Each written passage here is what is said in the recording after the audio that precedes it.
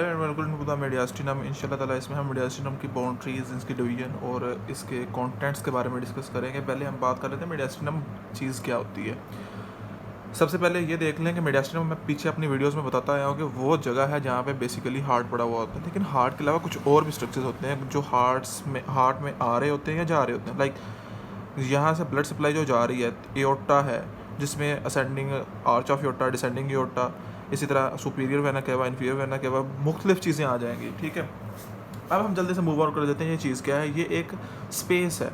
अब ये स्पेस कहाँ पे है? एक्चुअली ये स्पेस होती है इन बिटवीन द लंग्स, जहाँ पे मेनली हार्ट पड़ा हुआ होता है। हार्ट इस जगह होता है हमारे, ठीक है, यहाँ पे।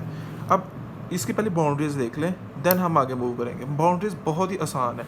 ये मैंने स्टर्नम बनाई हुई है, ये सारी की सारी, और ये हमारा वर्टिबल कॉलम है। ठीक है जी, यहाँ पे ये पॉइंट है, ये स्टर्नल एंगल का पॉइंट है। ठीक है, इस हिसाब से हमने पहले ओवरऑल बाउंड्री की बात करनी है। अब एंटीरियरली पूरी स्टर्नम पड़ी हुई है, पोस्टीरियरली हमारे पास वर्टिबल कॉलम, इन्फीरियरली ये जो ऐसे कर्व शेप है इसको हम कहेंगे डायाफ्राम। ये डायाफ्राम पड़ा हुआ है। अच्छा, और आपको भी पता है कि यहाँ पे हमारी नेक शुरू हो जाती है, तो इस जगह को हम कहेंगे इनलेट, थोरेसिक इनलेट। ठीक है जी, जो हम पीछे कर चुके हैं।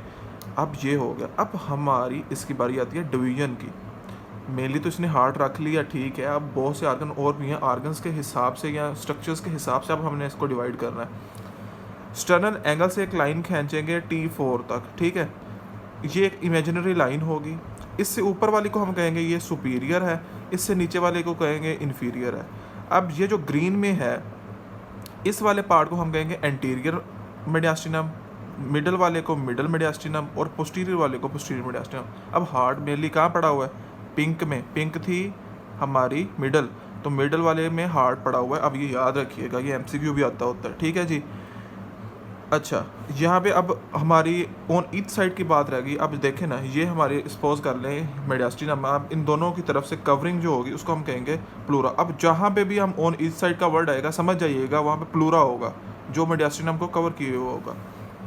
अब डिफ्रेंसिएशन लाइन वही होती है जो कि स्टर्नल एंगल से T4 तक जा रही है और डिवाइड कर रही है सुपीरियर और इन्फीरियर में। इन्फीरियर के आगे फिर तीन है, anterior, middle, posterior. Anterior, middle and posterior mediastinum. अब आ जाते हैं कि जी सुपीरियर मीडियास्टिनम की बाउंड्रीज कितनी है। ओके, बहुत आसान सा है। सुपीरियर मीडियास्टिनम की boundary anterior, posterior, superior, inferior और ईच साइड है। पहले मैं आपको ऊपर वाले डायग्रामेटिक दिखा दूंगा कि कैसे मीडियास्टिनम होती है, फिर सुपीरियर की आपको मैं मेनली दिखा दूंगा। इसका मैं निमोनिक भी बताऊंगा कॉन्टेंट्स का। एंटीरियर की मेनली जो है वो मेलब्रम स्टर्नाई होती है। ये वाली चीज़ जो है स्टर्नल एंगल से ऊपर वाली, इसको हम मेलब्रम स्टर्नाई कहते हैं। पोस्टीरियर अपर 4 थोरेसिक वर्टिब्रा, इससे ऊपर वाले 4 थोरेसिक वर्टिब्रा होंगे।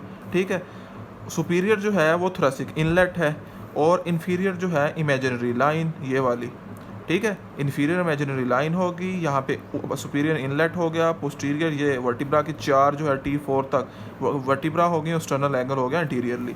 और ऑन ईच साइड वही बात है कि ऐसे कवरिंग इसके, ये मीडियास्टिनम है, इसके इर्द गिर्द अगर सपोज कर लें कवरिंग है, तो वो इसकी हर तरफ होगी, ऑन ईच साइड होगी, इधर भी इधर भी। ठीक है जी, जो जिसने इसको कवर किया होगा। अब हम इसके कंटेंट की बात कर लेते हैं। बहुत ही आसान से कंटेंट है।